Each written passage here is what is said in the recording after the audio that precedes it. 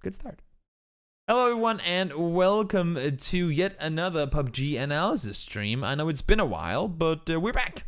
We're back and ready to once again get into the analysis broadcasts. And if you're watching on Twitch, of course, ask all the questions you want. If you're watching on YouTube, feel free to write questions in the comments or however you see fit to get in touch with me and ask if you have any questions, or if I say something that you think is completely stupid, then tell me. Yep, then tell me. But then I would also love to hear how or why you think what I said was wrong, because this is not only a chance for me to watch the games, it's a chance for us. Like these analysis streams are not so much me trying to educate you or the viewer in general. It's just us using my stream platform as a forum to discuss certain things together, or I'll give you at least my take on things that go on and why I think certain things go the way they do. So without further ado, PCS2 Asia Grand Finals Day 1, Game 1. The format, as you guys probably know, is a little different during PCS2 than what it was during PCS1. There is only 4 games per day across all the regions, which makes the day quite a bit shorter, which is good for some viewers, I guess. And the more diehard viewers, they would probably have loved some more games per day, including myself. But I don't really mind the fact that it's 4 games per day. So let's get started. Let's hop straight on into it. Game number 1, Day 1, Plane 1. Boom. There we go. Plane is in the air, waving around like they just don't care. Pretty straightforward plane. Before we see the circle pop, let's draw a not that drunk plane that goes somewhat straight, and see what we're looking at here. SMG, they're gonna go down to Picardo, I would assume. And the reason we're taking a pause already here is it's something that people normally don't put too much thought into when watching PUBG. Like, they will see the players land or start their looting phase. They'll see where the circle is, and then they kind of go from there. But the plane path for some this might be super common knowledge, but some it might not be. The plane path actually plays a massive impact on how teams should play the circles, because we know, it's more and more common that teams have multiple loot spots depending on whether the plane path fits their usual loot spot or not. And this one being as far north, if you're a hard, we only go Valle del Mar down here. If you only land there, this plane path is not exactly going to be optimal for you. So you might have to go somewhere else. So what we'll see is that if we cut the red line which is the plane path, you'll see a ton of teams within this area, obviously, because getting down here now is pretty difficult. This means, if we remove these now, if you're a team like SDS up here, you might not want to rotate down in this direction into the circle. It might seem more of a logical play for you to go down either something along the lines of this, or maybe even further south around Monte Nuevo. It's been a while since we've done the analysis stream, so we're just cutting it completely down to the basics for everyone to understand what's going on. So always keep in mind, or keep track of the plane path whether you're playing or watching. Keep track of the plane path and see, of course, where the circle is, and then kind of put those two together and go, okay, if the circle is down here, the plane path went up something like this, and we know this whole area down here is free because, you can't be there. It's simply not possible. And you get looted up early and you want to move out, you probably want to rotate the opposite direction of where the plane came in from. Basics, I know, but just getting it out of the way. So what do we see early on? We have 2 teams fighting one another, Sun Sister and VLG. Why? You can ask, why would teams want to fight for the likes of Power Grid? Well, for starters, Power Grid is a good central spot. Let's rewind a little. Power Grid, you have it right here. If you have full control of Power Grid, you have, in my opinion, some of the best rotation opportunities, because not only are you in an already elevated position, we'll get back to that later, but you also have a ton of rotation opportunities. Vision.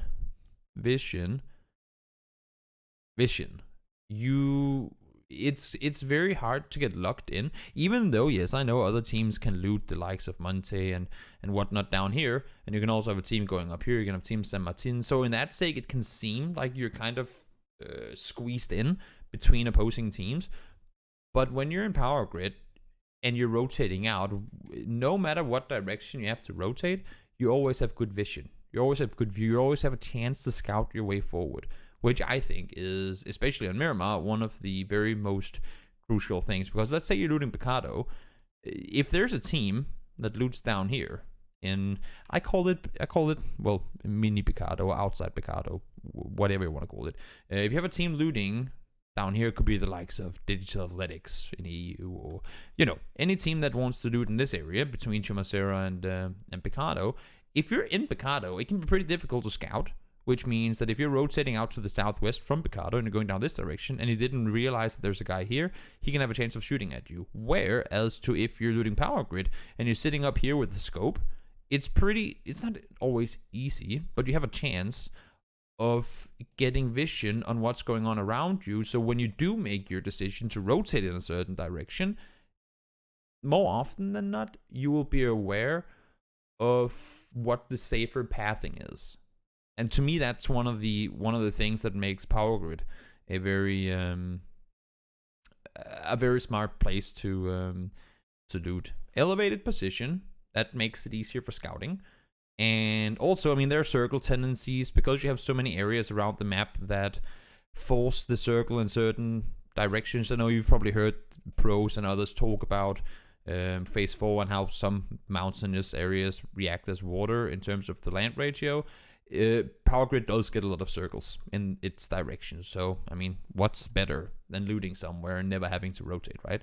This time around, though, probably not going to happen. So VLG and SST, Sun Sister, they're going to square off against one another in Power Grid. Maybe they'll just back off. Again, I didn't have a chance to watch the games themselves, so maybe they don't fight, but they do land with one another. One team is going to get looted. That's Sun Sister.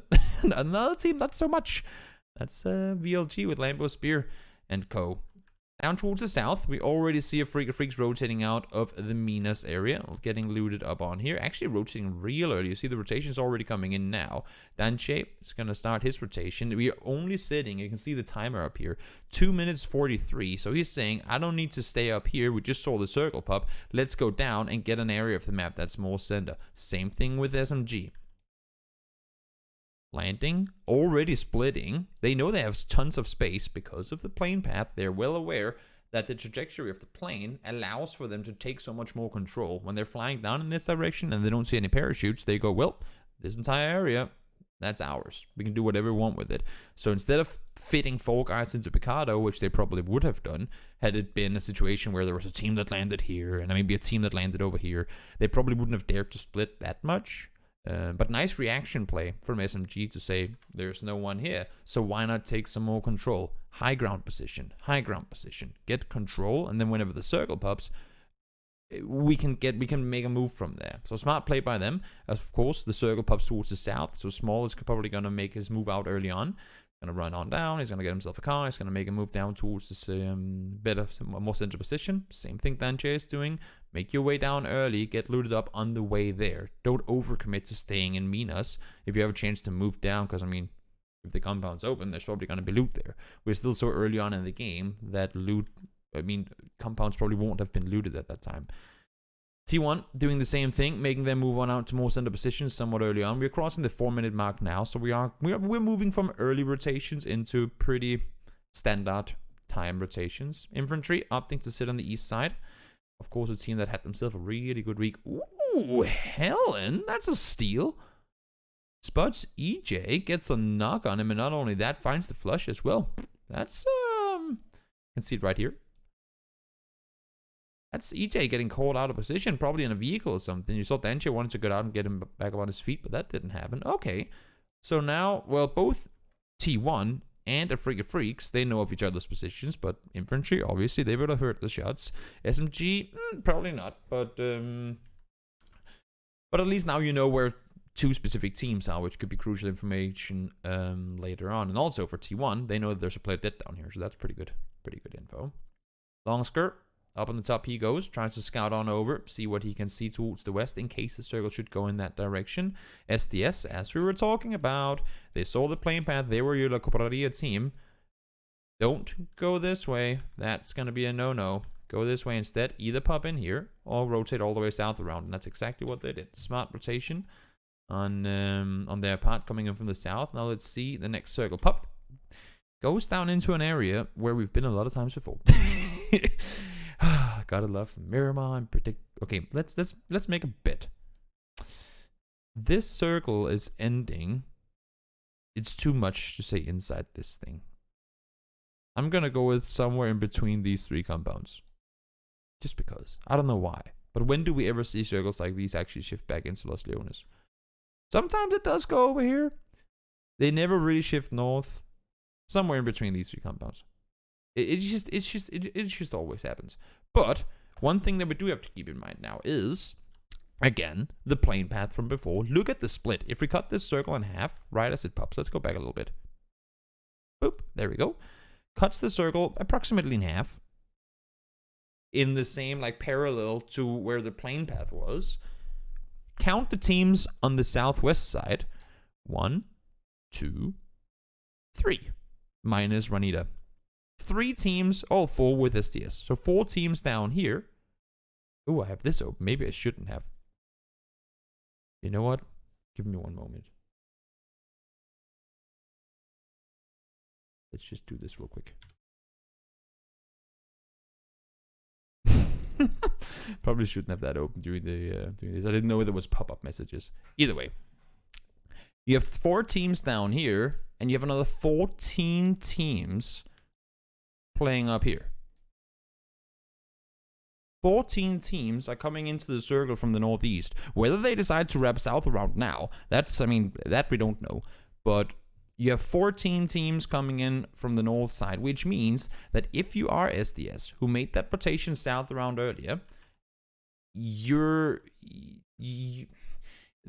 obviously there's never a guarantee, but you're pretty sure that you're coming in from the, let's call it the quiet side of the circle. So they're going to have a pretty safe time rotating in from here, simply because with the plane path and with the way the circle shifted, they know that the cluster is going to be on the north side of the circle, which it is. You see all this, everyone's fighting already. We already lost one team. That's a Freak of Freaks going. Oh, that's not a Freak of Freaks going down.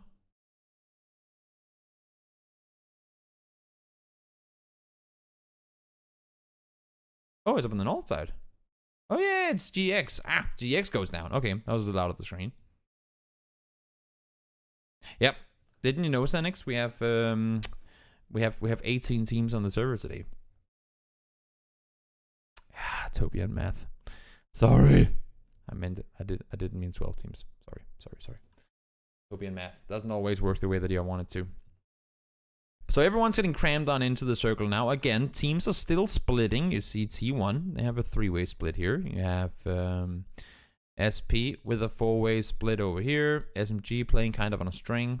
It's essentially a 2-way split because Small is somewhat part of the compound with Baule, but he would normally play down here, and they'll be playing together up atop Matt and Lanren. Lanren, by the way, very scary player. TSG doing a 3-way split as well. So everyone's still splitting. Actually surprising to see no more people kind of forcing the fight to one another, because it's really easy. Like, let's say you're SMG. It's pretty easy to know whether a full team is in a compound. I mean, if you have vision on them, right? Whether a full team is in a compound or whether it's just 1 or 2 players. For example, I call this compound down here the rainbow compound because all the buildings are different colors. It's really easy if Matt spends just, let's say, 15 seconds, 20 seconds, looking down at this compound from his elevated position up here. If he's looking down in this direction, you would know if there were 4 players in these buildings. I mean, you would know. You could see the different types of clothing. Maybe someone has a level 2 helmet, someone has a level 1 helmet. You would notice if there were more than 1 player inside a compound like this.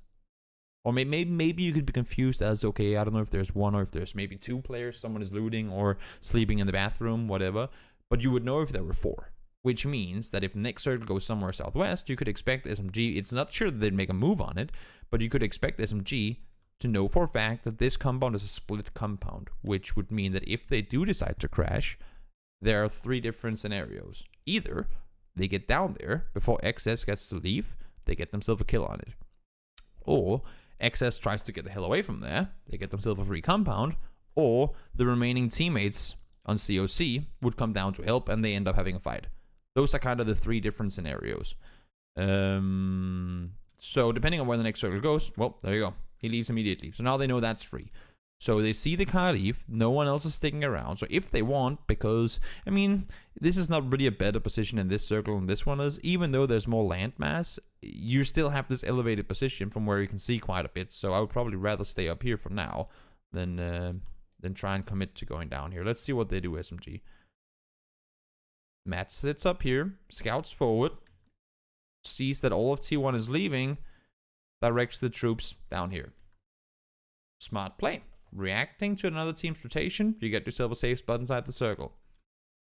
Smart play. In the meantime, all the teams that were sitting on the north side before, because this is a open field where you can't really do anything from, I mean, all you do is get stuck there and killed there.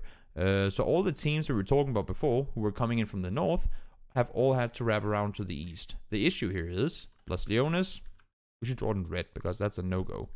And then you have all the mountains around Las Leones, which means that if you actually want to rotate into this circle from the east, most likely you have to do something like that if you don't want to end up having to go through the city. You need to go all the way underneath in order to safely make your way inside the circle, which at this point, with the circle already closing in and none of these teams making that move, you simply don't have time to do it. You need to commit to Las Leones, or as you see 4 a.m., just, I mean, send it in. You kind of have to end up having to take that fight. So let's continue. SMG making a smart move, taking the compound that T1 kind of left for them. Then you have all these teams playing on foot. That's another issue. We can draw a line that goes something like this. Everything to the west of the line is open. Big field. Big field. Big field. Big field. Open hillside. Roads, of course, open. And a big hillside. So if you're coming from the city, making your way to the west at some point, you want to bring vehicles. Like, you want to bring cars if you're making a western rotation out of the city. The issue is, because you're in an area of the map where there are more compounds, I mean, city, container-esque warehouse area. If you're coming from an area where there's more, like, it's harder to get vision at a distance, you have less of a view, then enemies kind of snug up on you, and whenever you get into your car, people could start shooting at you. So actually getting your cars out of the city, like once you commit your cars to the city, it can oftentimes, this situation a little different because there is still some space in between them, but it can be really difficult to bring cars along with you when you try to leave a city.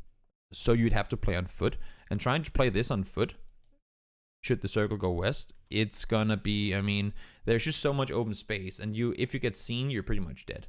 You have to invest a billion smokes trying to run from here down into the dip. It's simply not gonna happen if a team gets eyes on you, unless if they whiff everything.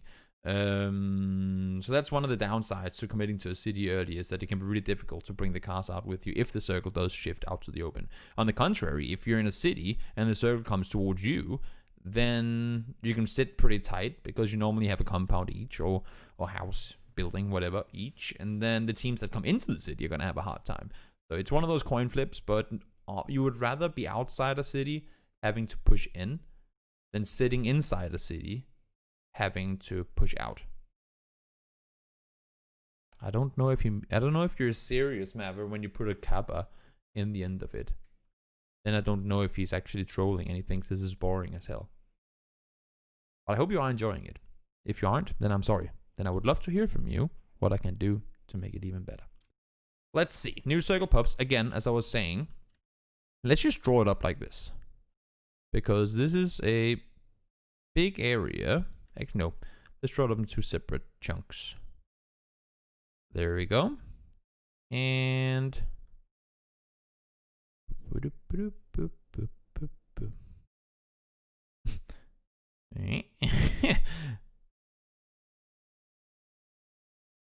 There we go.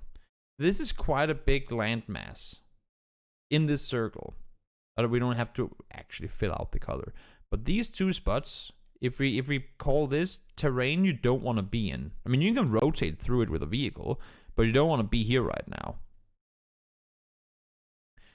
This is quite a big chunk of the circle in terms of percentage, right? Let's see new circle popping. Again, these are the open field areas of the map, which can be extremely difficult to maneuver through. Circle goes north, as expected. Yes, it is, Lido. Circle goes north, as expected. So this down here is shifted out now, which means you can rotate through this. You can make a rotation around if you want to. If you still have cars available, that is, of course. Because if we look up here, and we make the same kind of cutoff as we had before, we'll just keep it inside the circle. 1, 2, 3, 4, 5, 6 teams. Oops. 6 teams. So TSG, Jianba, Entis, Afrika Freaks, Element 36, and Infantry Gaming. Right now, unless if somebody makes an aggressive move to go somewhere else, they're all 6 teams are fighting for this land. Then we ask ourselves, can we fit 6 teams into this area of the circle? Most likely not. I mean, technically they could stand next to each other, but they would obviously be fighting one another, and then something would happen. So that ain't gonna happen. So I mean, that's where you, if you're, let's say you're Element 36, you hope that a team makes an aggressive move, either to take a dip down here, to take the dip down here, to go play somewhere else, maybe out on the dip outside. There are spots now that open up and become playable because like the hillside is shifted out. Therefore, whenever this hillside is clear and in the blue, you can start playing down here because then they can't see you anymore. Or you can start playing up here because then they can't see you anymore. You know? So certain areas of the map are only good if other parts of the map are excluded. And whenever this big hilltop is out, it makes spots that previously weren't playable now playable.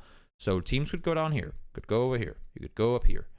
And a team like E36 or Element 36 who is sitting miles behind, they are probably hoping right now that, let's say, TSG go down here, Entis go up here. This is just drawing. Tianba goes up here somehow. That's all this cleared out, which means now Element 36 can go down and play here. But if one of the teams, let's say TSG, go, oh, you know what, let's just go play over here. All of a sudden, it becomes near impossible for Element 36 to get into the circle without having to take the fight to them. You know? So let's see what does end up happening. But that's one of those things where if you're caught on the clustered side of the circle, you're hoping that a team dares to make a move. Because yes, you will have to fight them later. But just removing a 4-man or 3-man team from that cluster moment can make it so much easier for you to overcome the cluster, reset, and then take the new fight to them later on. Let's see what does end up happening. Entis, they hear Element 36, they take the fight to them, okay. Yeah, but now you're shifted out. Now you're going to play a good spot. Smart play by them. SDS, they want to clear out the side. They saw Max Sora probably on the other side. They want to try and see if they can contain him. In the meantime, as expected, the city goes boom and everyone starts fighting. It becomes a cluster, as always. New circle. Hard shifts north. Okay, that's kind of interesting. Tiamba found themselves in a good position. Only one team. Oh my god, there's so many knocked players. Only one team might get out of here alive. Sorry, Stenix. Let me see. I have a strong feeling that the meta will develop use of cards in short rotation bursts will take very important. Yeah, could be. I mean, they already kind of are. I feel like a map like Vikendi probably could be one of those where you go, you literally drive a car like 20 meters. Because the fear of getting blown up, if you're not rotating far and in the open, the fear of getting blown up isn't as big anymore as it used to be because you have that whole, oh, the car is on fire for 20 seconds or whatever. So it's not as big a threat anymore as it used to be. Let's see. This fight escalates as we knew it was going to. Now the core, like now the cluster chunk area has changed to be the southwest side because I mean Crazy Sam is chilling. SMG, they've been in this compound half the game. T1, they kind of rotated together, right? They came down there, they came down there. They rotated, reacted on each other's rotations. So they both get to chill. VLG have to make a move in. That's going to be interesting to see what they up to do. Sometimes you see these teams either wrap around, try to take the fight up here and push in this way, or they'd go out into the field and try to play Hapels or bring cars along and try to play behind them. So interested in seeing what VLG ends up doing. They are in their cars. Rotating forward to the ridge line. Makes sense. The cluster up here comes to an end. SDS tried to go down, and I like the idea. I mean, trying to make the move on down, but the thing is, they can't move in before they've dealt with COC. But had they moved down here while VLG was rotating, like had they timed it better, then they could probably have made it inside the circle and popped some smokes or whatnot to stay alive. But because, as you can see, by the time this fight comes to an end, VLG is already in position, at least with 2 of their players, and they're now starting to look this direction, which means that once they start making the run forward, everyone has eyes on them. And then they just get lasered completely. So there's not a whole lot you can do about it. Let's see. New circle goes east. Okay, we actually did go away. Well, I guess I did say in between these 3 compounds, and it ended up going over here. So we're close enough. Close enough. Let's see. Tiamba has a ridge line they can run behind, so they're not in vision of the compound. Infantry trying to hold. They're just trying to anchor themselves down in the end of it. They got shifted. They got lucky with the circle. They don't want to be exposed to the team over on the other side of the road, so they're staying up here on the. Let's draw another color so we can actually see. They're staying up on the ridge line, trying to make sure, as long as we know that there's no teams coming through here, as long as we can prevent any rotations through here, then we can play the edge. We won't have a lot of space, but we can play the edge without anyone behind us. So they want to deal with that now, which is why I see Boliang, he's actually pushing out of the circle to go take the fight outside. It's a difficult fight. You have a 4-man Tiamba pushing forward as well, but because they go aggressive, they force Tiamba to play back, and now Tiamba is actually playing with their back to the circle. So Longskirt pushing in towards the circle, find himself an anchor point. Now he's coming back to help, and T1 reacts on this too. They're getting shifted out as well, not completely, but kind of getting shifted out.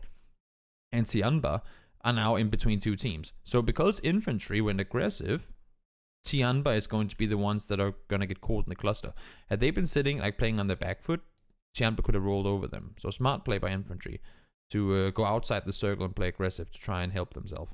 They do go down anyway, though. Let's see. SMG, they know the fight is going on the other side, so they start making their moves on out. Little Ghost drives forward. T1. Essentially, T1 is doing the same. They did the same thing just now as infantry did with this shift. So infantry gets the shift. They say, we got the circle, now we got to clear. Same thing happens here. We got the circle, now we got to clear. They just did it from each their side. And kind of simultaneously. And because, as we've seen so many times before, because T1 is the team that gets the third party, more often than not, that's also the team that ends up winning the engagement. SMG trying to rotate forward. Matt gets across the road. They know they have a ridge. I mean, you don't want to spend your smokes. You don't want to spend time running across this road. And when you know you have a team uphill, I mean, Small and Baule are already in a position to hold off, right? You see here. A shot comes in. Boom. Landman gets tagged by Helen. But Small is already in a position to help contain. Matt has made his way across the road. Baule can help contain as well, allowing for Landman to get across too. So all of a sudden, you have SMG in a really good position. Little Ghost is living up to his name. Oh, as I say that, he dies. I was like, the Little Ghost. Would be amazing if he ended up winning the game. So now we have a 4v4 between the 2 teams who had the center compounds early on. Sometimes that's the way it goes, but they both played well to maintain control of their respective compounds. I like this push up from SMG. Try to go up and get control on the ridge line. Try and see if they can kind of hold him in the corner, because you know that the circle's going center anyway.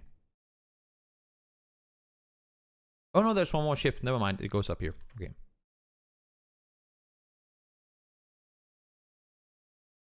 So T1 reads the split. They know they have players down here, and they know they have players over here. And they go, okay, if we can bull rush, like if we can just send it up here and take control, we can actually make it 2 fights with numbers advantage.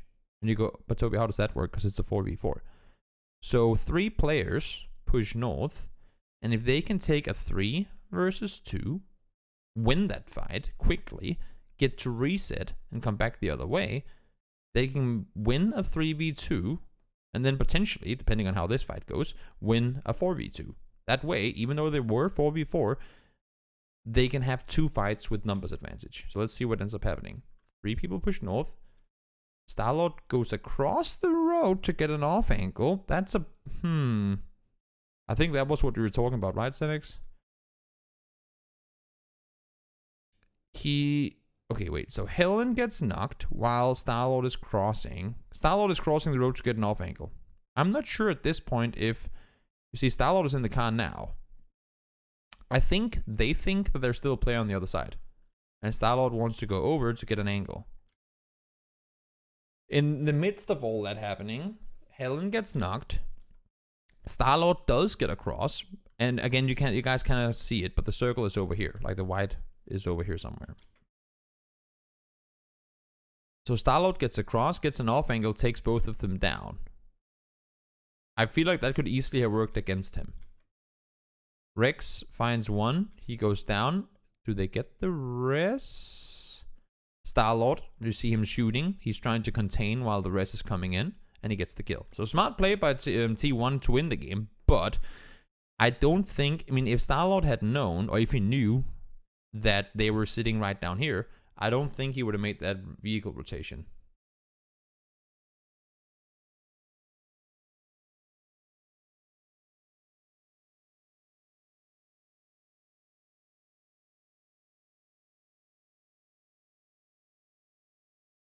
I don't think Starlord would have made that rotation in a car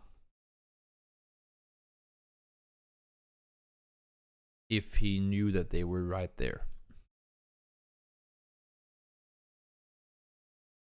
I can't really tell, but maybe that's a new thing. I mean, I get the fact that he gets on the other side of the ridge and gets cover from it, but he still almost sacrifices a teammate doing so. I would have to, I mean, again, I didn't get a chance to actually watch the games. So I would have to go back and watch the in-game because it's, and that's the thing when we do these streams, these analysis videos for those you guys watching on YouTube, when we do them like this, it's, we work more with the bigger picture, like early game rotations and compound priorities and all that stuff. We work more with that than with in-depth like close quarter fighting, because there's so much with terrain, there's so much with how he was peeking, where was he looking, because we can only see when they shoot. Like for example here, yellow line, he knocked a guy, land when it goes down. So we only have info on that, which means that if we were to do close quarter compound or close quarter combat analysis, which is also really fun to do, it's just something completely different, then you need the like actual POV of the players to understand exactly what's happening. And it's just, I could say a lot of stuff if I had seen the games, if I saw the match and I knew exactly how this played out, then it would be a lot easier for me to go in depth with why certain things happen. When I haven't seen the game and I only see it from like the map point of view, it becomes pretty difficult to go into detail with the close quarter engagement aspects of it. But anyway, that was game number 1. And that was a good one. It was a good first game. It took a little longer, but also again, I mean, we were a little rusty. I was a little rusty, so I don't want to blame you guys for me being rusty. I was a little rusty, but we got it all started off. That was game 1. Let's hop on over. Is up game number 2. Game number 2 coming in. Where's our plane? There we go. Straight. Let's just draw the line with the plane, approximately. This time around, it's a little more difficult. No cynics. No one cares if you play PUBG Mobile. I do play a little PUBG Mobile, Lido, but not so much. My phone is not so good, unfortunately.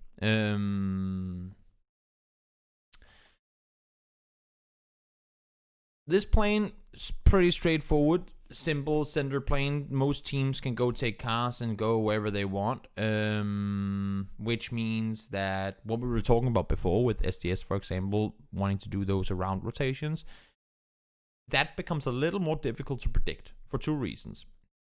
One is that last game, the plane came from south and went north, which means that for SDS, if we use them as an example, they had the entire plane, like they were sitting in the plane, obviously, watching where everyone else was going.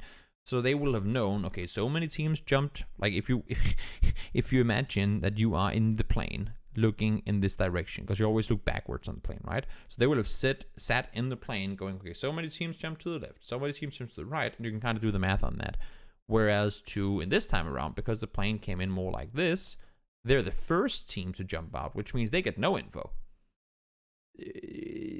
Had they been jumping out down here instead, like way down south, and they saw 15 teams jump right here, then they would know this was free. But because they're the first team to leave the plane, it becomes that much more difficult for them to really, I mean, you have ideas and certain things, but it becomes that much more difficult to really get a, like, knowledge of where teams are going to go.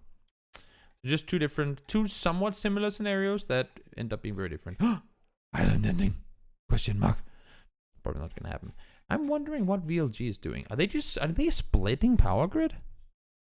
Have they just come to terms with you guys take north and we take south, and then they share power grid? And now Nan is like, no, don't come to me. Oh, he gets away. That's fortunate. You see, in a situation like this, I would much... Okay, so they do get 1 kill off of it. But in a situation like this, if I was VLG, I would just say, you know what? I mean, not really worth it. Why do we keep coming back? I would just look to go somewhere else. There are enough spots that you can go, where you can force teams away. You tried it game 1, didn't work. Now you tried it game 2, didn't work. I hope to see that on day 2 or whenever they play Miramar again, that they just don't go power grid. I don't think it would be worth it, to be fair. Either way, Circle goes to the east, Infantry Gaming clapping their hands, obviously. And other teams will be as well. There's a lot of water, as you can see. We'll just draw up the line here, which means that if we take for granted that the Circle ain't going out to the islands, because I feel like I would have heard about it if that had been the case, then this is a lot of terrain that you're not really... Even if it could go islands, this is a lot of terrain. Technically, this is as well. Which you can't really use for anything. So in terms of rotations, in terms of... well, yeah, just everything. It becomes kind of a half pie instead of a full pie when you look at the aspects of the circle. So making rotations, like normally you go, oh, it's the east circle, you can just wrap around and play it from the other side, you know? But what do you play here? Nothing, really. So you really only have this to play around, which means you can wrap around south here, you can try and come in from the north up here, but you can't really do anything with this area of the map. So let's see how teams are going to make their move on in. You have a lot of center compounds, obviously. In Europe, we call it kind of Ents area with Ents compound and Thrifty compound and whatnot. But I'm sure it's probably called Infantry compound in China. And then it's called something else in other regions. Let's see how teams rotate on in. Most teams would try and avoid going through... Let's just remove that. Would avoid going through Los Leones, which means if we draw up a line, we've done this before, and I think it actually is pretty interesting. So this would be a no-go area. You wouldn't want to rotate through Los Leones. You probably won't rotate through Minas either, because you never know for a fact how long the team that is looting Minas spends up there. Same thing here. Which means that if your team making your way in, you can go here. You can go through here. And up here. This also becomes impossible to maneuver through. You can go through here. And you can go obviously underneath, which would most likely not include that. Yeah, I guess you can. So you go through down here as well. And then, obviously, you probably wouldn't take a boat in this circle, so this wouldn't be a thing either. You could, but probably wouldn't happen. So let's see if we rewind a little. Let's see how true this is. Now people have landed, the circle is popped. Let's see how they rotate. We'll fast forward a little bit. SMG through green, through green, through green, through green. They go through the city. Okay, SDS, they realize that LVG is probably left already, so they opt to go through Lazahar. Is Ensis going underneath here? Probably.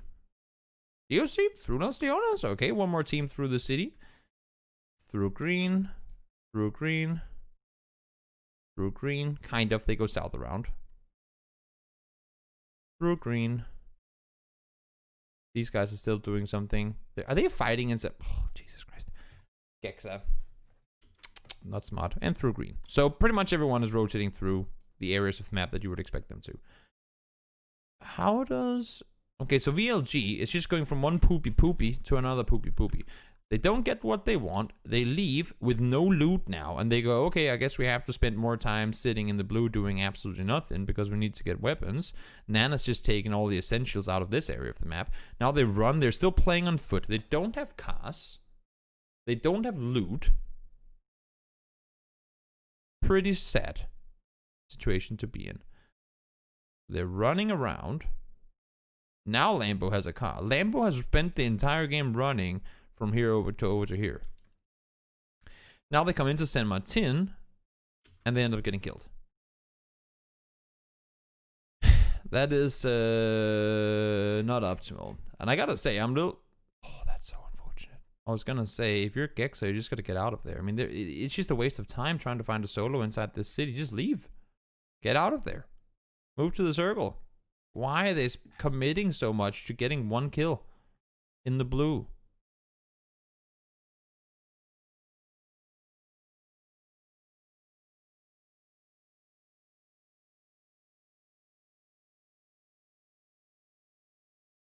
He just knocked two of them. And now they're in the blue. Do they do... Oh my god.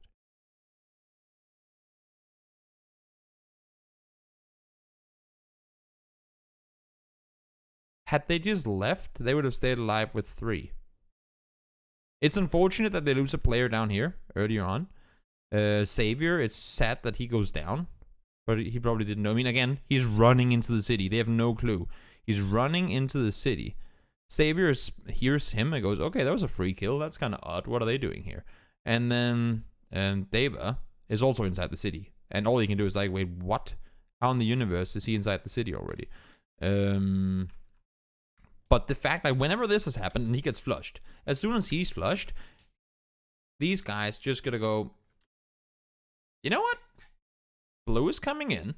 The circle is far away. Let's just leave. There's no reason for them to stick around at this point. Yes, maybe you get one kill, but there's also a chance that you lose all your players in the blue, which is what happens. Lambo is miles away getting looted up because he didn't have anything. It's an odd fight that should never happen in... I think... It sounds kind of rude, but had it been between two more experienced... Or more... Not experienced, because Gexa has pretty decent amount of experience. Or GEX Ace, I should say. Had it been between two better teams, I don't think they would have stayed. They would probably have left. Yeah, that's... It's not really worth it, to be fair. So that's a lesson to learn. Don't do that. Let's hop back and actually look at what happens inside the circle instead. Infantry, two-way splitting Impala alongside with the compound out on the west side of the city. LVG rotating down. They're the team that came from the Minas area. This isn't PUBG replay, is it? No, it's not in game. This is a... Wait, do I still have that command? I do. There you go. It's a PUBG analysis tool.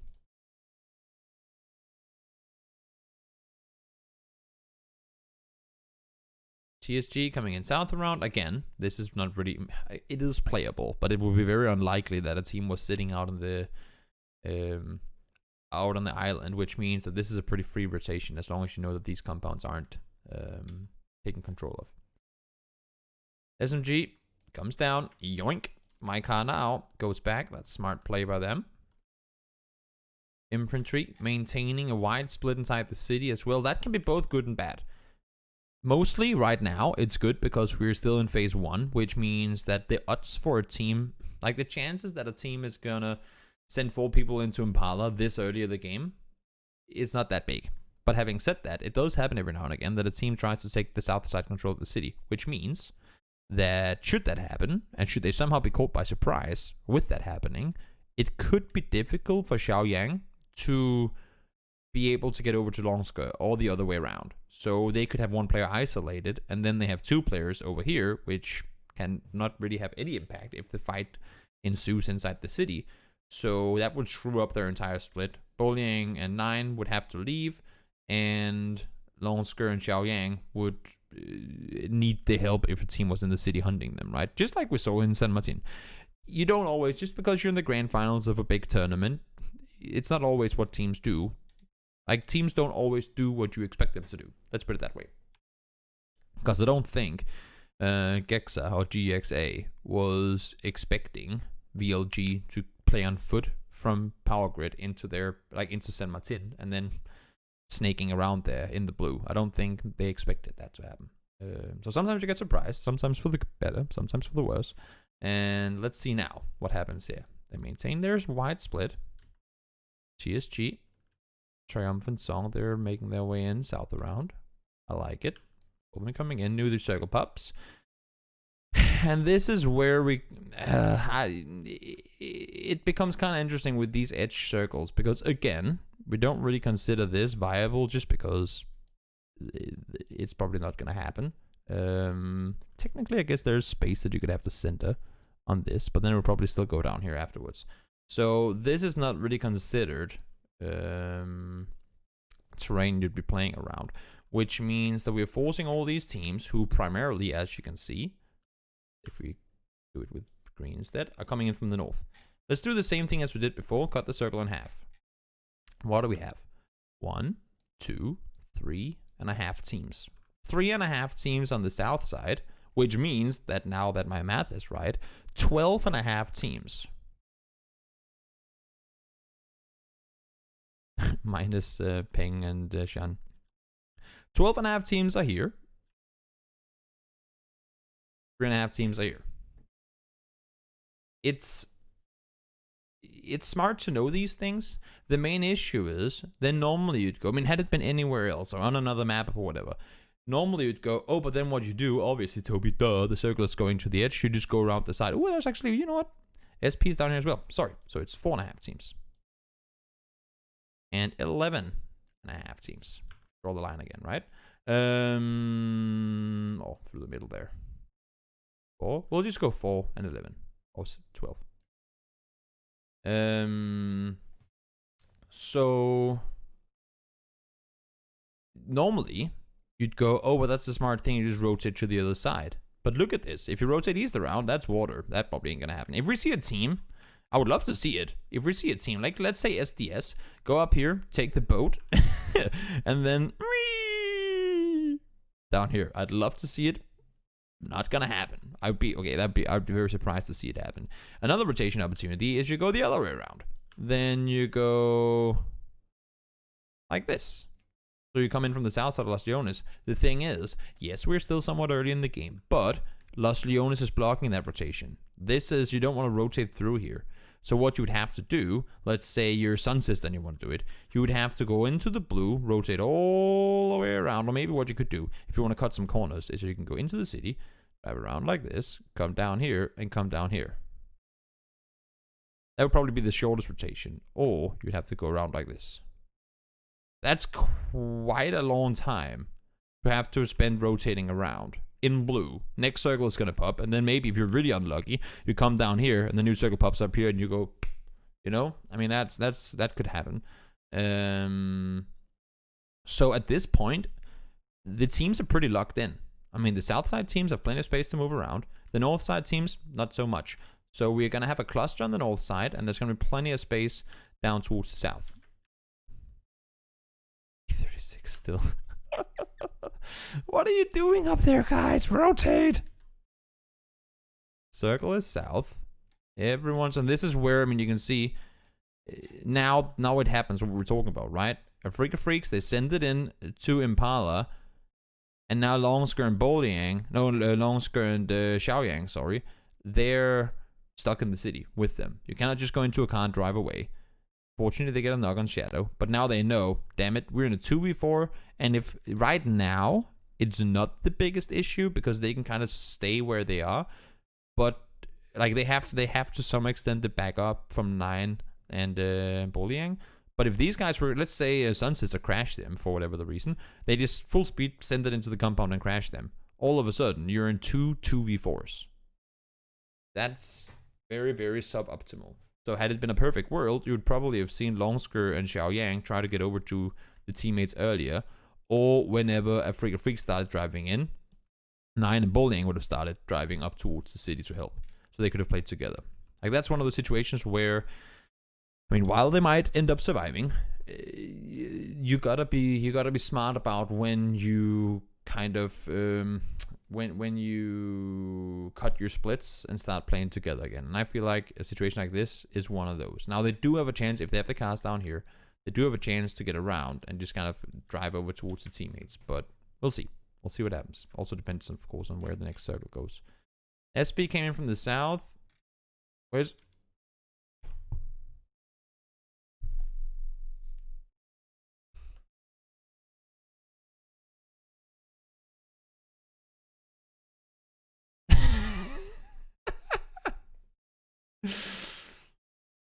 God damn it.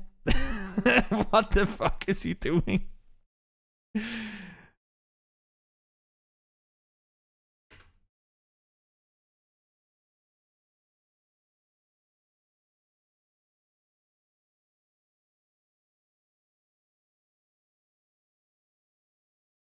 Please. The worst thing is, they hear the, I mean, they're not playing stupid. Pure Boy is here, Silver is here as well. They're scouting forward. They see, oh my god, SDS is here. Now they're fighting 4 a.m. as well. SDS are taking vehicles. Had they all just sent it into cars and driven south, Element 36 should have gone up and taken their position. But because SDS is going the other direction, that's a sign for Element 36 that they have already done the scouting for them. SDS came down here. They read, we cannot get in. We need to go the other way. And then if you're Element 36, at this point you go, okay, so there's a team closer to the circle than us. They cannot find a way in. That probably means that there ain't no space for us either. So we got to do something else. So as soon as they see SDS not going committed to the circle immediately, they start wrapping around the other way. Because they don't want to be playing like behind people who are playing behind people who are playing behind people. So Element 36 try to wrap around. They go, Amonot, have fun. Good luck to you, my friend. And to be honest, he's probably going to get a better spot in the circle than his teammates are. I would expect them to die either before they get inside the circle or by the time they get inside the circle. They're probably not going to be alive. So let's see. They stall for a while. Are they also taking boats? Are you fucking kidding me? They are. No way. Boop.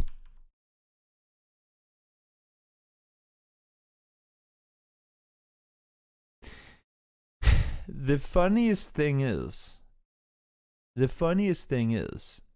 as dumb as it is, when you think about it, because, I don't know if you guys remember, but there was this in EU PUBG. I can't recall what tournament it was, but there was a tournament where, like, in phase 3 or phase 4, Liquid had lost all their players except for Ibiza.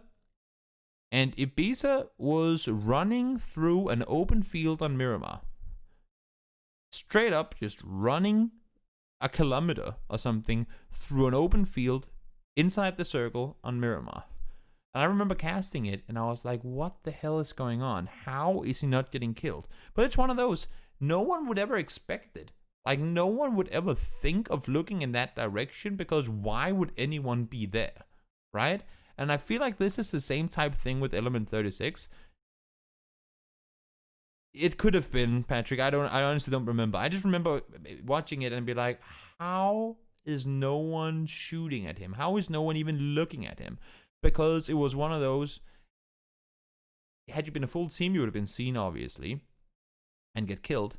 But because only one team does it, and because it's one of those, these things they just don't really happen, then teams aren't looking for it, and therefore it works. So while it might not be the best idea, because no one else is doing it, and because no one else does it in this particular game, I'm not saying, I mean, they could still get killed by TSG as soon as they make on the beach, but still, that makes a bad play a good play. Lauren or Pansy once said a phrase that has kind of stuck to me ever since, that I really think is smart, is that even a broken clock shows the time right once a day. You know? And I feel like that's kind of the play on this one. It works. I mean, let's see if it actually works, because now they're stuck on a beach and have to fight their way out of it. Amanot, he didn't get the memo. He forgot to come along. I guess twice a day. Yeah, maybe they get one more chance to do it. Or maybe that's Amanot's boat. He's number 2. But, to be honest, what did this help them with? E36. They were in the north side position. They knew for a fact, just like we did before when we did this line and said there was 12 teams up here and 4 teams down south. Yeah, I guess it does show it, depending on the type of clock. No, you would never have a clock with 24. No, I'm stupid. Just ignore me. Unless it was like a digital watch, maybe. So they read that there's issues. Like, if we start driving down here, we will die. This will be our death. So what do they do instead? They go into the water and wrap. They actually managed to avoid this whole, oh no, we have to fight through Impala situation by just taking boats. Which, to be fair, in this particular situation, ends up working for them. They get inside the circle. They avoid having to go through this, which is what they would have had to fight through before. They did get shot at. They did get shot at earlier.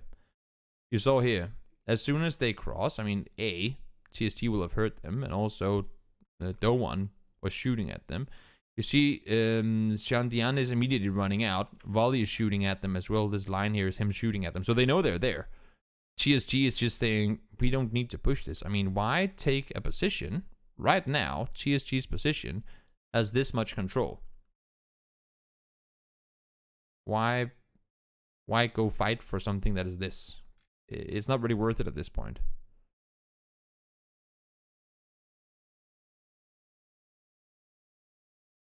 South side? I don't know what you mean. Either way, let's continue. So right now we're in a situation similar to last game. We have a lot of field areas which aren't really viable, while all the compounds and high ground positions are still in. So a lot is going to depend on the next circle. Bonside, thanks for the sub, by the way. Much appreciated. 3 months. Silver microphone for you now. So they're just, I mean, they don't have to leave their positions. All they have to do is contain Element 36 to the other side of the road. Fight's still escalating on the north side, and down south there's a little more space to play around. New circle pops and it goes down towards the southeast. Okay, so compounds are out. Infantry gonna be out. TSG still gonna be in with their position. Or you thought they had to run all the way down here and fight him? That would be difficult, because then if they make it down here and then these two players cross the road, then they're getting pinned in the middle. So I think Element 36 is making a smart decision and not really overcommitting. Just kind of waiting, holding on. They're chilling for as long as they can, hoping that maybe Tianba is going to push up and engage them, or maybe another team is going to try and force the fight to them and make it hard for TSG. So they're just trying to buy themselves some time. And also, Element 36 is not really the most aggressive team in my book. This is the perfect thing. Like, as bad as it is, Element 36 could not have hoped for anything better than this happening, because now TSG is split.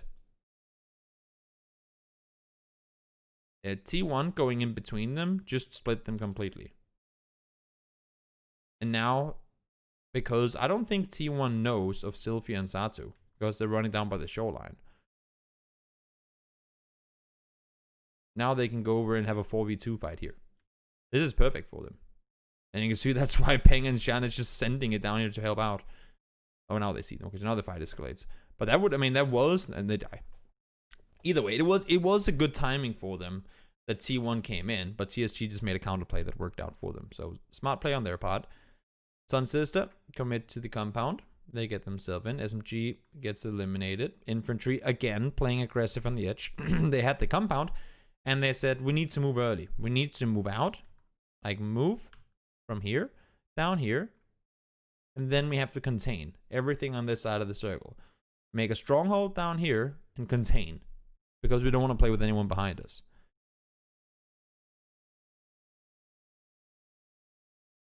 Many questions asked left for that I cannot answer. Let's put it that way.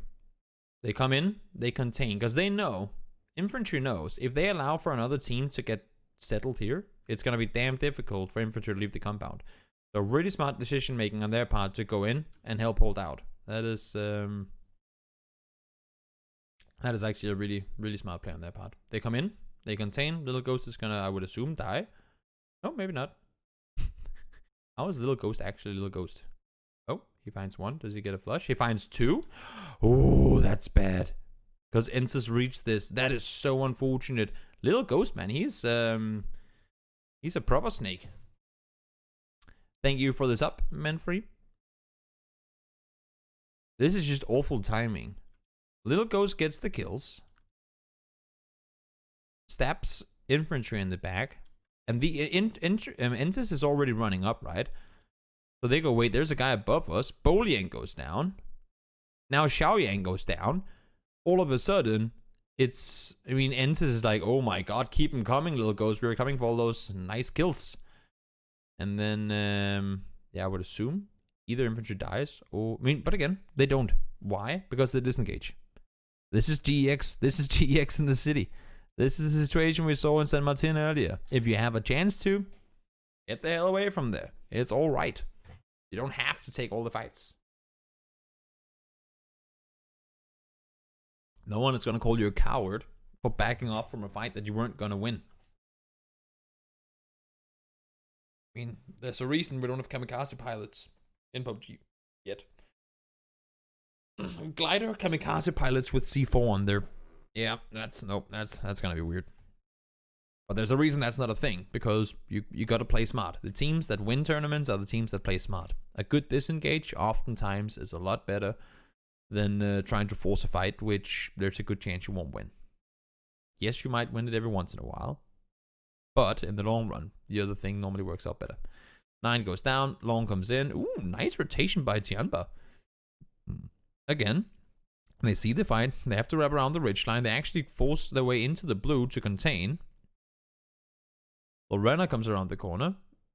Plays an off angle, gets a double knock there. Just kind of playing a spoiler or playing a booby trap, you know, where he's like probably, I didn't have a chance to watch the games, but I'm assuming that he's prone somewhere, just waiting and watching, ready as it is, and gets the kill there. So smart play on his part. Take one down.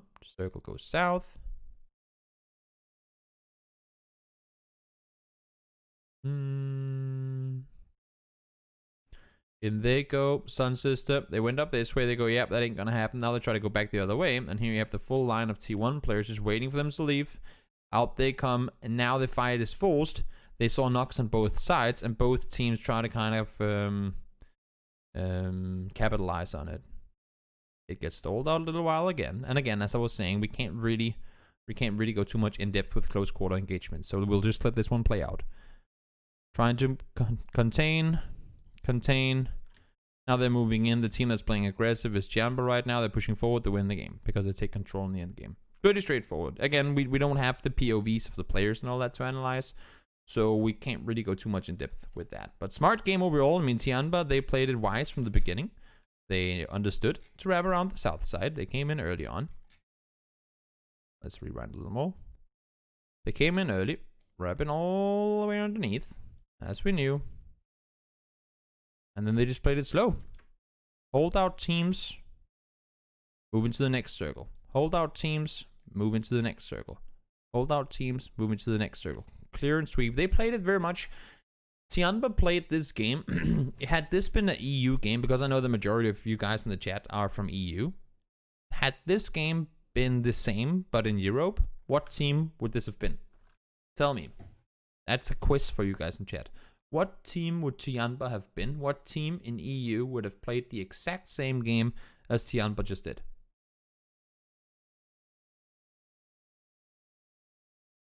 Navi, exactly. They played a complete Navi game here. Navi would have done the exact same thing. Play slow, play control on the edge. Play slow, play control on the edge. Play slow, play control on the edge. Wait, now we have the numbers. Now we go out and we go kill them. That is the exact thing that Navi would have done in EU. So thank you guys for being with me on that one. But that was game 2. We're doing these very slow, but it's all right. It's all right. We're taking our time, going in depth with things today. Let's hop to game number 3 of day number 1. And because it's not NA, we actually get to watch Erangel, because NA have changed up the map order, so they're going a full day of one game, then a day of another game, or map, I should say, and then a day of one map and a day of another map. So that's kind of the way. Oh my lord, that is an esports plane, isn't it? This is interesting. And we only have 2 military teams. Okay. So what does this mean? That there's going to be plenty of space up north. I think that we'll start with that. Let's see what happens off of this. Circle, pups, doesn't go military. Vehicles are going to be hard to come by, because if we have a plane, let's just ignore that there's players. If we have a plane that looks like this, where can you go north? You can go north up here. Let's just do it in green. You can go north here. You can technically go north in Pachinki. You can go north through the field over here, and you can go north over on the west coast. And east, of course, as well. So you have 1, 2, 3, 4, 5, 6 places you can go north with a plane that's this far south. So, Pachinki, obviously, is going to be looted by a team, so you're not going to go in and contest Pachinki for vehicles. Gatka is most likely going to be played by a team, so these two are going to be hard to contest for vehicles as well. West Coast, that could be open. We'll leave that one there. Shelter, probably going to be looted by a team, but maybe there's a chance you can go contest for a vehicle. So we'll leave it, we'll make it a half red, half green. And then there's probably not going to be a Lipovka looting team, so teams will try and contest for vehicles here, which means that for the teams that are not going military, the teams that are not looting somewhere in between these two, in between these two red lines, which would be Quarry, Ferry Pier-ish, Farm, Milta Power, Prim as well. For the teams that are not looting down here and are going up to the north, School, Rosa, Gesnaya, Ruins, whatever you name it, you have essentially 2.5 spot to get cars.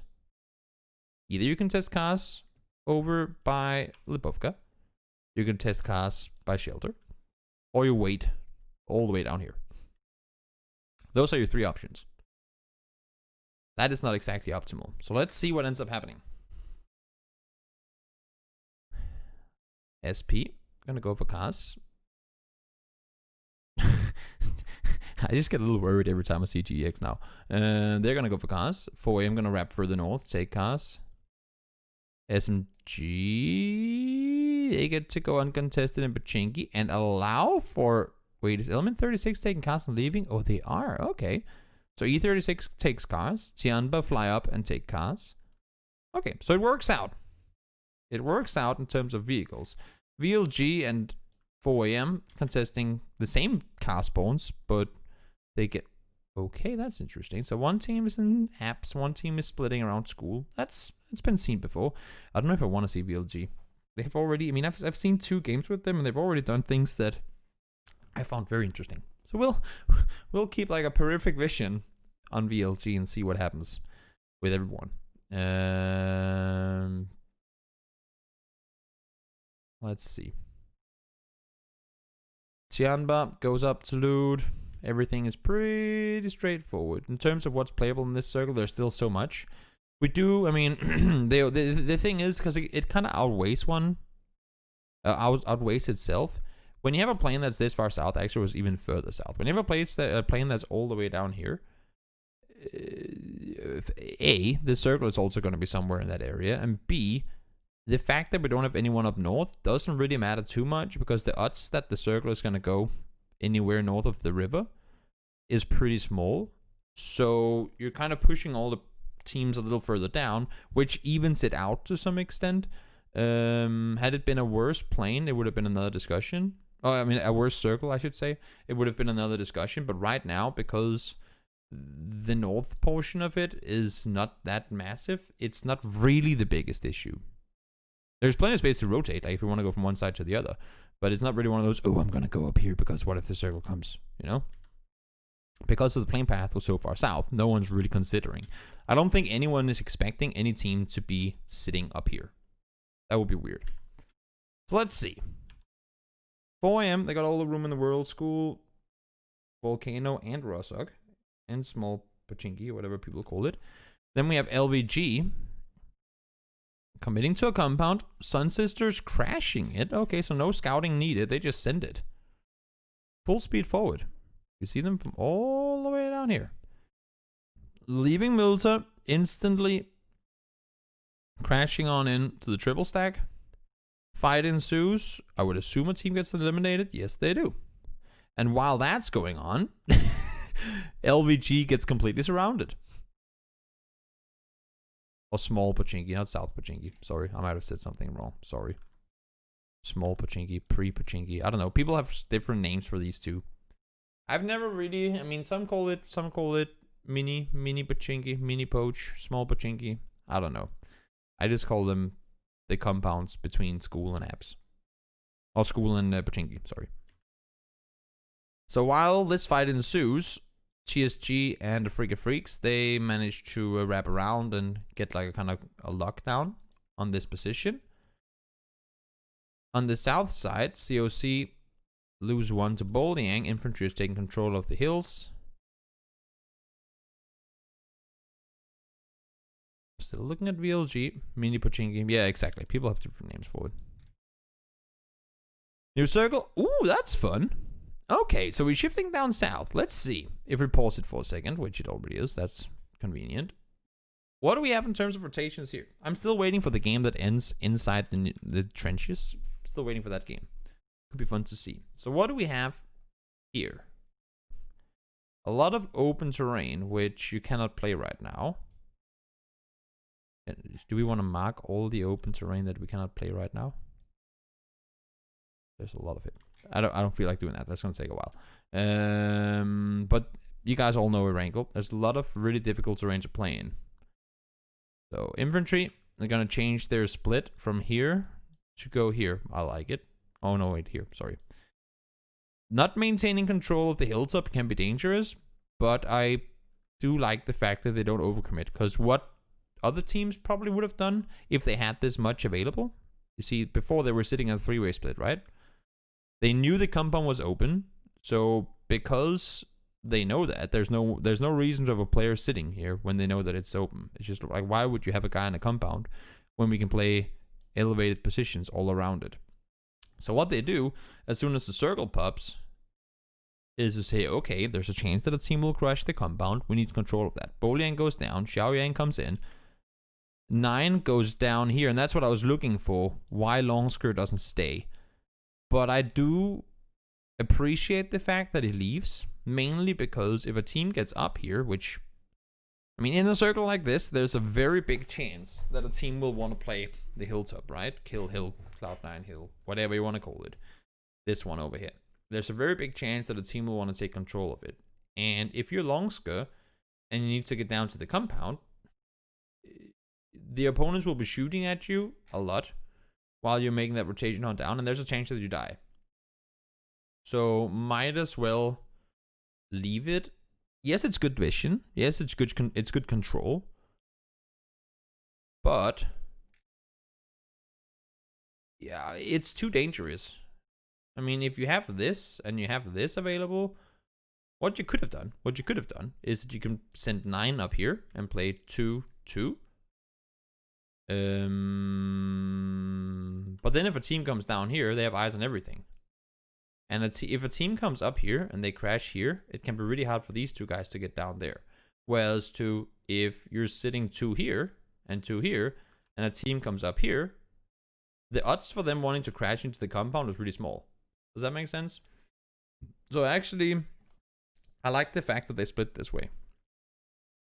Longsker probably could have stayed up there a little while longer, but because right now, I mean, they're not being pressured at all. Small sees this and he goes up and takes it. Like, this is free. He gets this for free.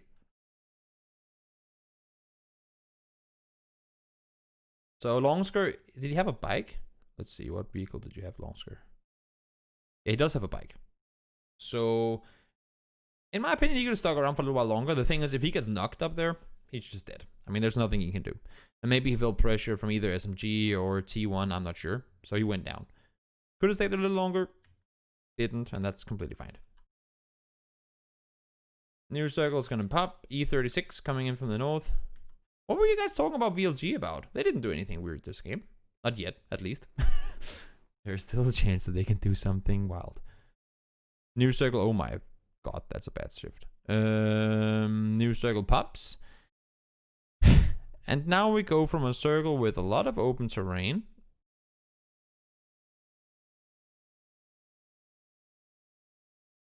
to a circle with only open terrain. This is so bad. The thing is, this field, which is quite a big portion of the circle, this field, there are 4 things that play a factor in terms of how and when you can actually play this field. Yes, I'm not talking about committing to a shack somewhere and just hiding there. That's always technically an option. I'm talking about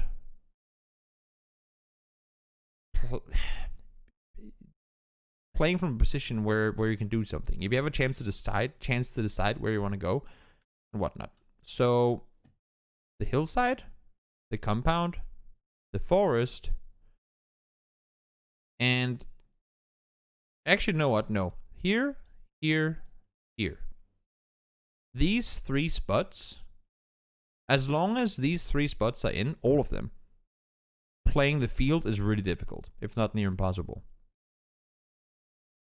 There's just too many angles from which you can be seen in the field where you're most likely not going to stay alive if you go in there now. If the circle shifts again and this is out, there might be a spot where you can play where neither Pachinki Hill or the compound can see you. But for now, while everything is in, going into this field is most likely going to be a death sentence. Unless if you're prone inside a shack, which, have fun, you know?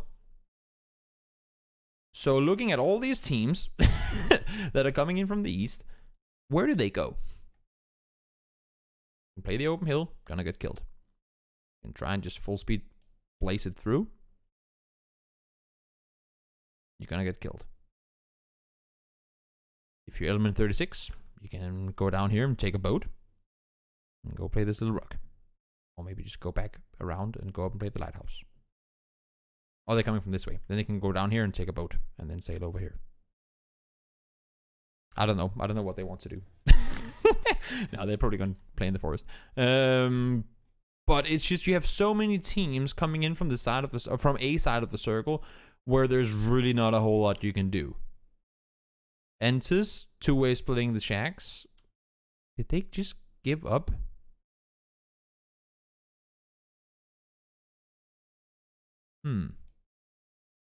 They give up Pachinki Hill to play the shacks when Pachinki Hill is still inside the circle. I think that's one of those things where, or situations where they know this is going to be a cluster point. They know this is going to be a cluster point. They would rather avoid having to be part of that cluster than try and take a fight. I'm just surprised that they don't stick around for longer. But then again, of course, I mean, if the shacks are taken and they can't do anything, then they're also screwed, right?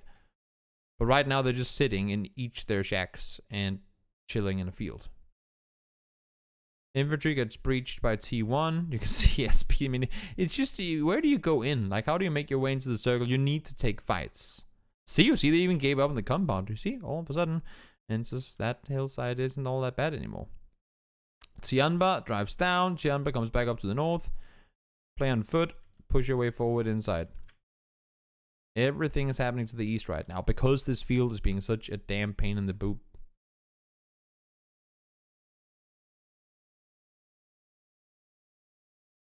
How did Entis get across the road for free?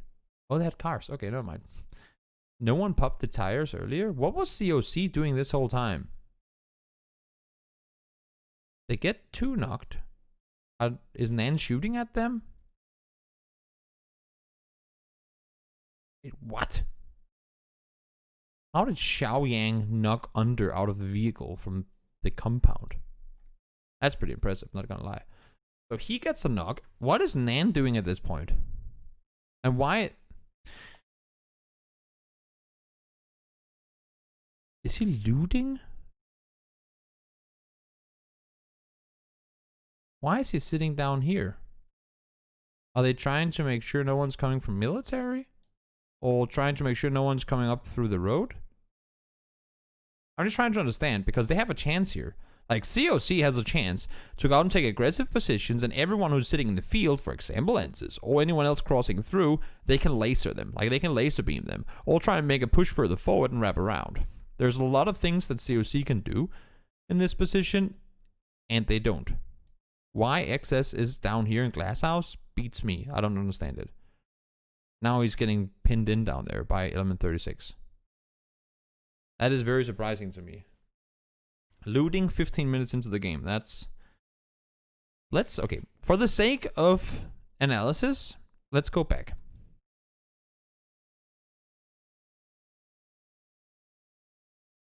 XS looted all of ATC and the entire factory. Then he leaves.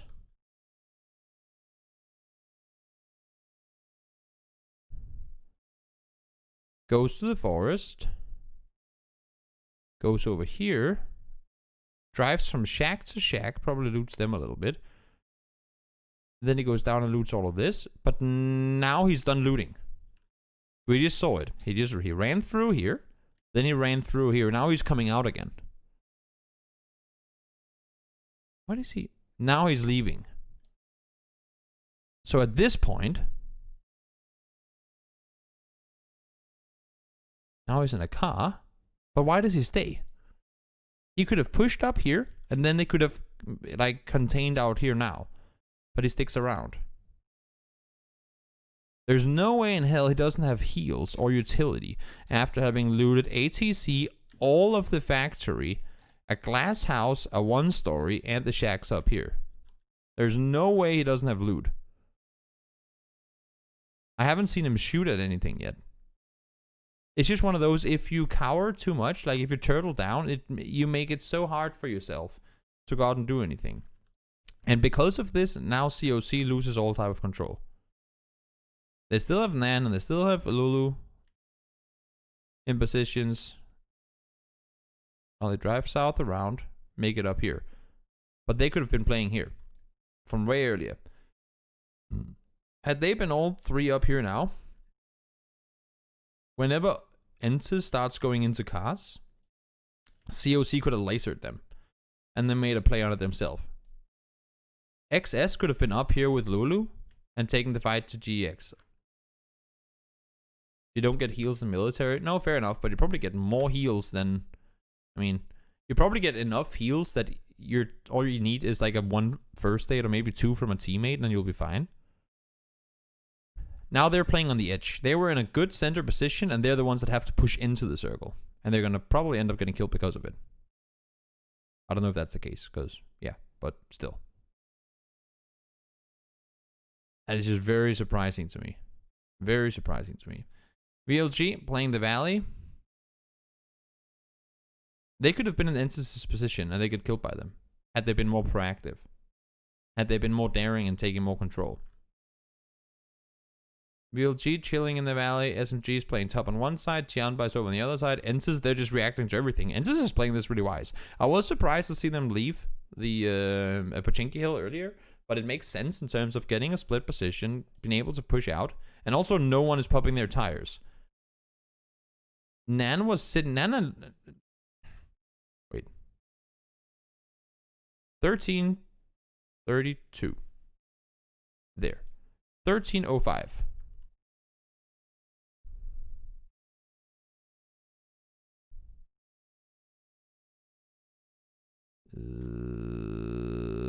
There he runs.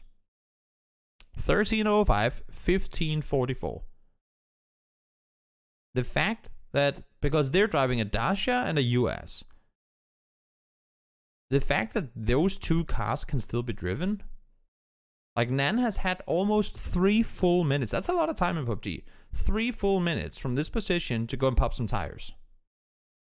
They heard and saw them come in there. Pop the tires, prevent their rotation. Because if they've been playing on foot, COC could probably have done something to best their position, or done something else to try and prevent them from rotating into the next circle. So I wanna go into the replay, like of the actual game, and I hope they have some sort of perspective on what Nan is doing in game to see what Nan is doing for those 3 minutes, because it seems very surprising to me that they are allowed to do a full speed rotation over across. Unless if it's, of course, it could be a car with 1 tire and they're just lucky to not get shot at, but that's very surprising to me that it goes out, like, ends up happening the way that it does. So the fight goes to the north. We still have infantry and SP and T1. Inside down south, 2 bikes go around the side, take the fight to SMG. I like the play. It's scary, but it works out. Starlord gets 1 up, Adder gets the other, while Starlord is pushing on in. Smart play. Proactiveness. I like it. They know, okay, we're not going to take the fight to infantry. It's not going to be worth it. We have our bikes safe behind still. Maybe the bikes are even inside the houses. They can take them, wrap out, send it up to SMG. Do they see SMG in the kill feed? Yes, they do. Baole goes down. Starlord reacts to it. Boom. Baole killed in the kill feed. That's our time to make a move. Smart play. I like it. Take the fight to SMG. They know they're already wounded. Get into the circle. Get a spot in the circle. Really, really nice play by T1. Infantry pushes up. Starlord is playing contain on the north side. 2 guys, Helen and Adder, playing contain on the southeast. Adder is probably not going to survive a 1v4 against infantry. Nope, not going to happen. So they end up going down, and then we have a 4v3 to end it off. Pretty straightforward. I mean, infantry didn't have to do too much this game. They were... Gifted is the wrong word, but I mean, they do loot here. Longskirt landed in the house that they end up sitting in for the next 7 circles, so that's pretty lucky. But then again, I mean, they did get contested by T1, and they played it wisely and disengaging. Again, disengaging can be the smart play. And they go out, and do they win the game? No, Ensis wins it. Ensis played it wise too. I liked how Ensis played this one. We scroll out a little. They land further down towards Prim. Scout forward, they go to the forest, they come up over the hillside, they rotate in, get position on Pochinki Hill, wrap down. I'm surprised. I mean, Entis would never have won the game had more damage been done to their tires and whatnot. And they leave the hills to avoid all this. So that makes sense. And also, if it does shift south, getting down from the hill can be extremely difficult. But the fact that they're allowed to rotate like this without anyone punishing them, that is very surprising to me. GX would have probably seen something. COC should have seen something. And nothing is done. I think that's very, very surprising, to be honest. So that was game number 3. Then we go to the final game of day number 1. Decent playing this time around. Right. That was a bad line. Something like that. Let's see.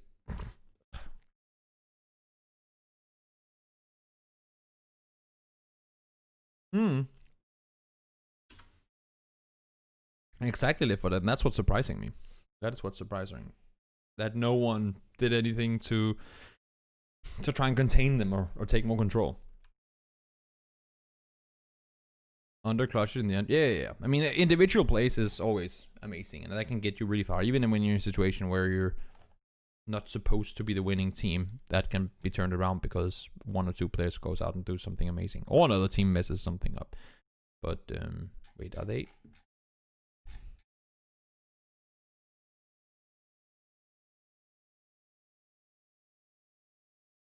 God damn it! To be fair, it's a wise play by 4am. 4am has been looting school and apps forever. VLG doesn't want to win tournaments, so they keep contesting people, and then they get killed. I would assume. Let's keep eyes on this. 4am lost 1. They lose 3. Spear, have fun. They're checking all the rooms. And... oh. Dead. I don't get it. But I'm not supposed to get it either way. Let's see. I wouldn't be surprised. I wouldn't be surprised. Hey, Marcelik. So let's see. Let's see. Plane is pretty decent. Teams are spreading out primarily down towards the south. I'm surprised to see we don't have anyone looting up north. But I guess if there's... I mean, as soon as 2 teams commit to fight for 1 spot, that opens up so many more opportunities for other teams. They can spread out so much more. So it makes pretty good sense, I guess. Infantry gets all the room that they want down towards the south. SDS looting North George. Enters back to Yasnaya because the plane path allows them to. Nothing really comes to mind. I mean, this is pretty straightforward, to be honest. This is... other than, of course, this going on. Other than that, everything here is pretty straightforward. Yeah. Pretty straightforward looting phase. Let's see how teams go about rotating in, though. NSDA in Asia. Could be. Rotations are pretty straightforward.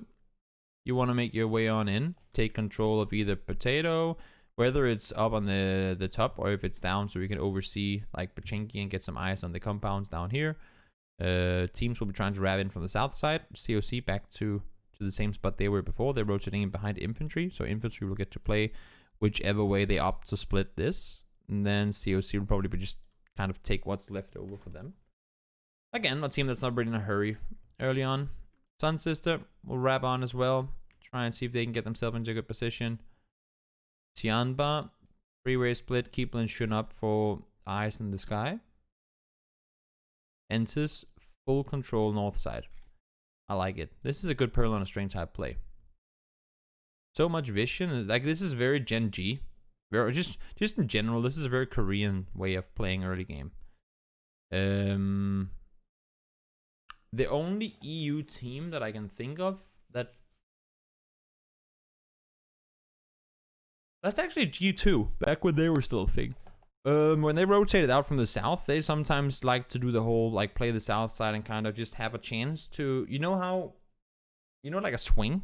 Because if you sit all of Ensis over here and the circle goes west, it's gonna take time to have everyone go over here. But if you already have one there ready to rotate, you can get across faster and secure spots for your team. So I kind of like it. 303, maybe 303 is doing it. I must admit that with the wedding and everything coming up, I have not had time to watch all regions, and NA hasn't. I haven't had a chance to watch a lot of NA PUBG. So 4am fights again. This time around, it's against Afrika Freaks. Only 2 players alive. They're probably playing up on foot, going, oh, okay, let's just find a spot where we don't run into people everywhere. And then they run straight into Afrika Freaks. GX see the fight. They come up to third party. Wait, why would SMG push up with 2 on a bike?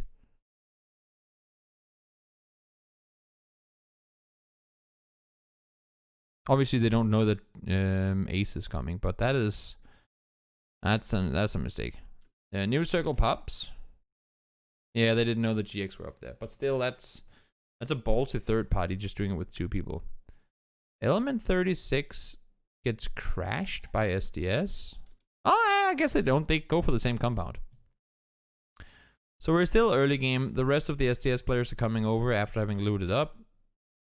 It's a pretty much just a mirrored situation. They come out of Razak, these guys come out of George. They go in together, and the fight ensues. And because no one gets the early knocks that force the other team away, they still go, oh, we're still alive, we need help, we're still alive, we need help. So everyone's committing to the fight, and all of a sudden you're stuck in a compound, which is pretty sad for both teams. I guess it's good for them that Foyim and Afrika Freak started fighting, because had this just been in the open, this team would have been pew pew pew on all of them. Had there just been one team here, they would just have had free fire on this entire compound, and that would have been a lot of third partying going on. So this goes on. Ensis wraps north around, hearing all the confrontations. Of course, we go back towards Pachinki. No one's really committed inside yet. Sun Sister tries to wrap south around, straight into the claws of TSG. Does Sparrow go back down towards the compound if he hears the cars come in? No, because Sun Sister don't overcommit. Okay, so they stay on the edge. We still have that annoying as hell field down here.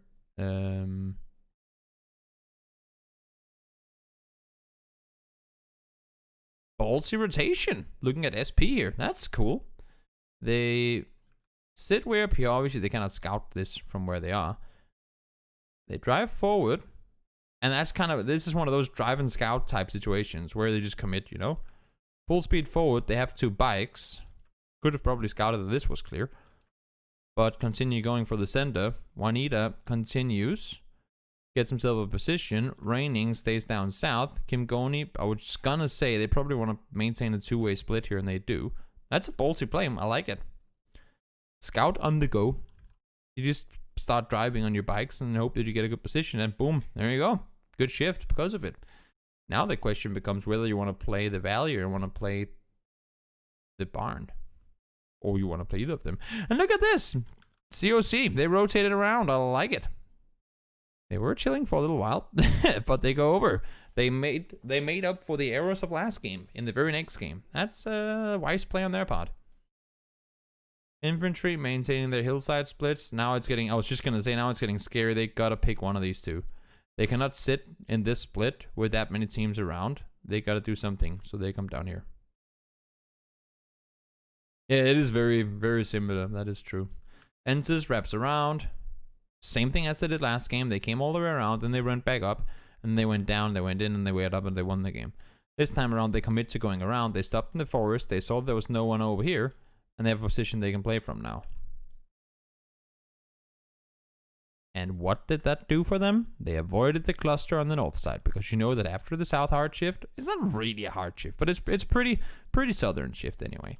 After the south shift, you know for a fact that this up here is going to be a cluster, which means that if you have a chance to rotate all the way around, that's most likely the wisest idea. But Chinky Hill would still be free. I mean, they would have heard infantry rotating. That's for sure. But question is whether they want to push up there, because they know there's people above them. So if you stop running up this hill, I mean, if you have a Dasha, you're not going to have enough speed to just start driving up this hill. They could have tried to push up on foot, but I don't know. Or they do have a bike as well, actually. It seems like they're opting to play the other side. I'm just not sure why Kim Godin and Juanita is staying. Like why they haven't done anything to try and reunite. Because playing 2-2 in this area of the map, especially if a team like SMG comes in between you, that's gonna make it really difficult. Kim Goni goes to Granny.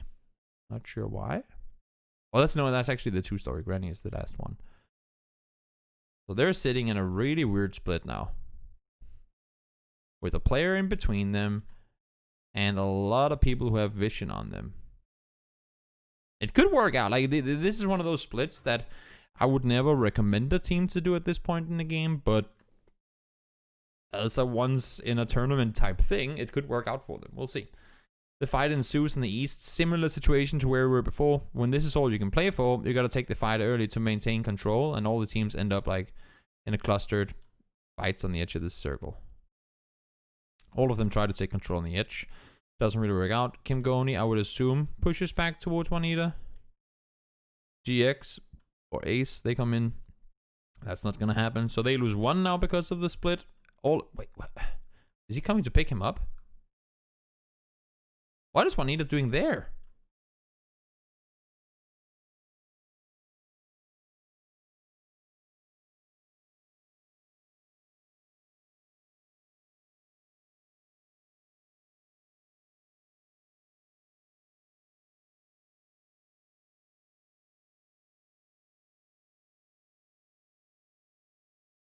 You were inside the circle.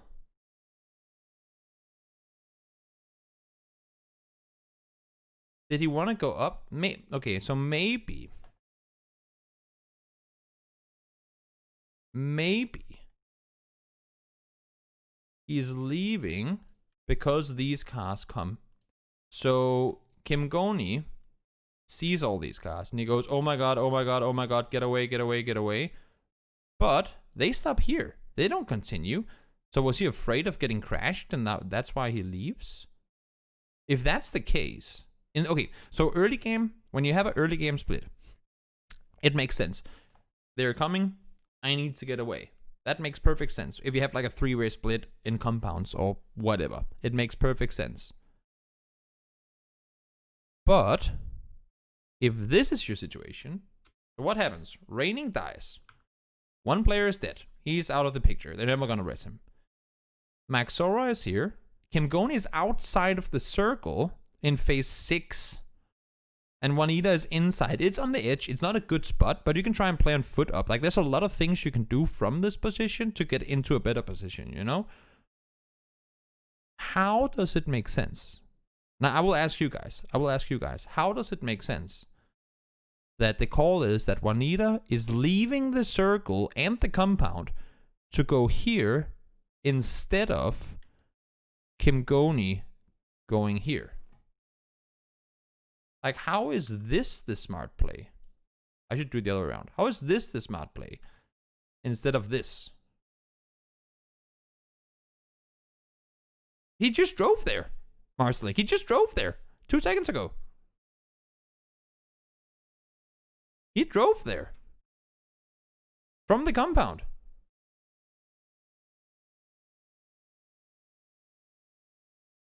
No, because look at this. He comes, and then it's like, whoops, let's go back again.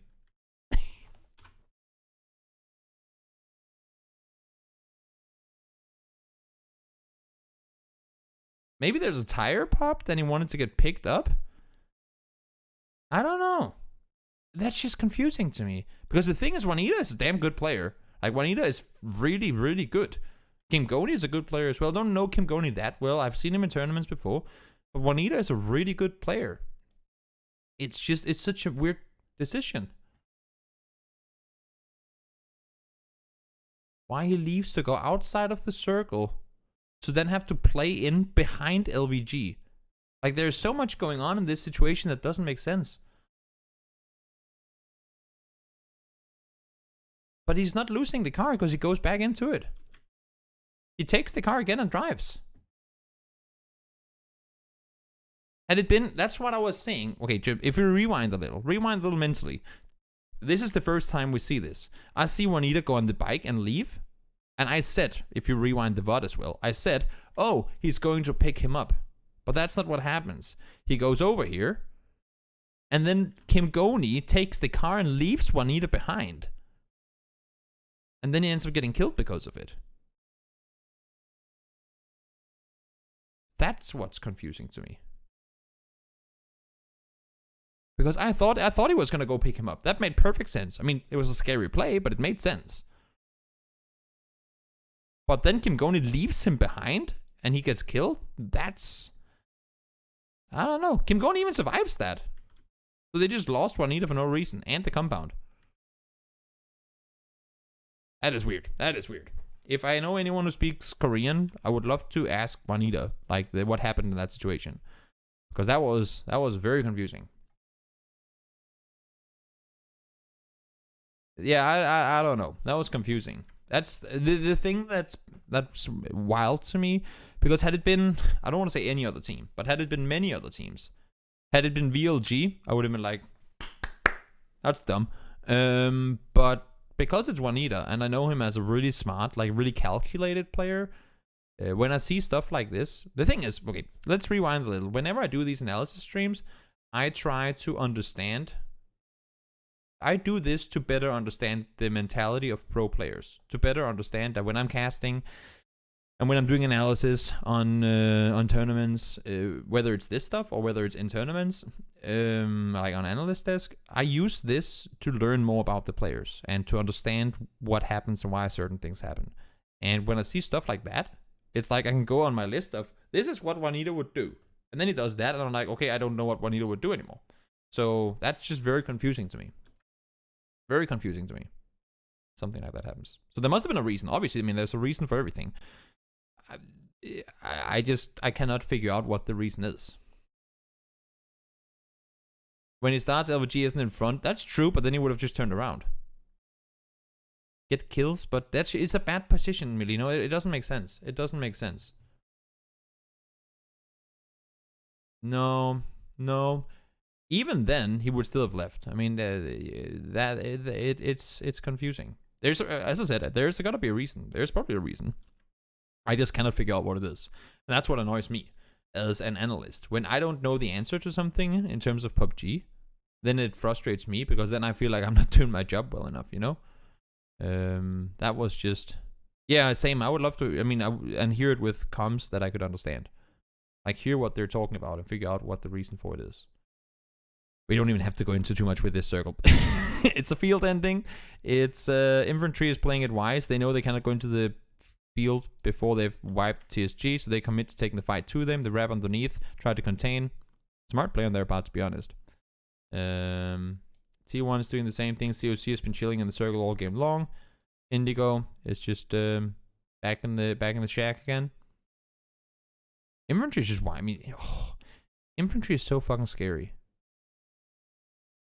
I've been talking about infantry for so damn long, and I'm glad to see them finally coming out and living up to the potential that they had from the start. Because they were always a team, to me at least, that could go out and do these things that we've seen them do now. Like, they've been so damn good for so damn long. I'm curious to see... Yep, 2 kills for COC. I was gonna say, I don't think they have more than 3 kills. And infantry, on the other hand, they get 13. Yep. Oh, am I? I'm doing good. Thank you, Trigon. But that was day 1. For those of you guys watching on YouTube, I hope you enjoyed the video. And